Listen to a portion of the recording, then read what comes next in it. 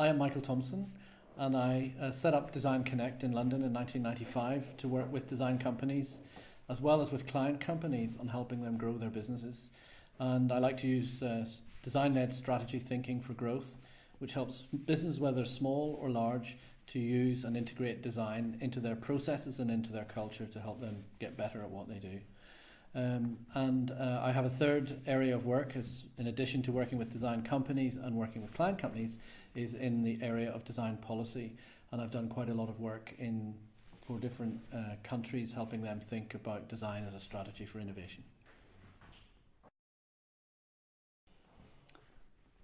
The work that I do varies quite considerably, although its focus is about bringing design into organizations to help growth. The work can vary from running workshops, customer insight workshops for a design company. I do a lot of work with Tangerine Design in London and Korea, and helping them run customer insight workshops around projects or developing new relationships in other places in the world. Or it might be that I'm doing some much more insightful research work and development around a policy for a company that's looking to grow the way it wants to use design.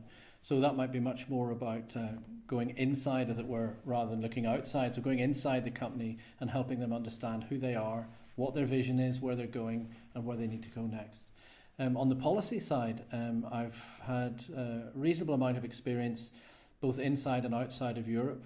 But I suppose principally I would have to, or I would like to quote the work that I've done with the European Commission through my presidency with BEDA, the Bureau of European Design Associations, helping the Commission take on board the concept of design as a component of user-centered innovation. And that policy has now emerged with a number of projects in the domain. Some 6-7 million euros of funding has been made available for design, and the Design for Growth and Prosperity report was published in September last year, and this is a space to watch because I think much more is going to happen in that space over the coming years. I think for me, design management is basically an opportunity to allow you to look at your vision for your company or organization and to try and find ways to think of design as strategy to help you grow that organization. So that might mean you become more focused on your customers and what they want now and in the future. You might become more focused on the culture that you have inside your organization. You might become more focused on your leadership style in terms of how you build a company, but all the time you're trying to bring design-based principles into the culture that you're working with. So you're trying to think about the customer, you're trying to be user-centered in the way that you think about products and services, and how you communicate.